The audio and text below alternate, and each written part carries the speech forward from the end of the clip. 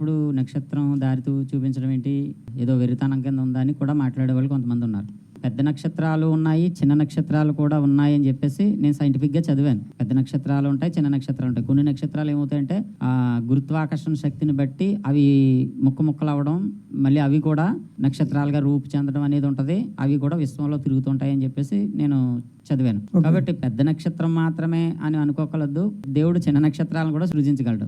నక్షత్రాలు దారి చూపించడం వాస్తవమేనా, అది సాధ్యమేనా అంటే, ఇప్పుడు కన్యక గర్భవతి అవ్వడం సాధ్యమేనా అంటే అది దేవుని మహిమ. అలాగే యేసు పుట్టుకలో నక్షత్రాన్ని దారి చూపించిందంటే అది కూడా దేవుని మహిమ. దేవుడు జ్ఞానులకు ప్రత్యక్షపరచుకోవాలనుకున్నాడు, వాళ్ళని తీసుకెళ్లాలనుకున్నాడు. సాధారణంగా ఎవడో వచ్చి చెప్పి వెళ్తే కామన్, అదే అందరికీ జరిగేదే. కానీ ఒక ఆకాశంలో ఉన్న ఒక నక్షత్రం వాళ్ళని తీసుకెళ్ళిందంటే అది ప్రపంచం అంతా వినడానికి కూడా చాలా గొప్ప మహిమకరమైన సందర్భం.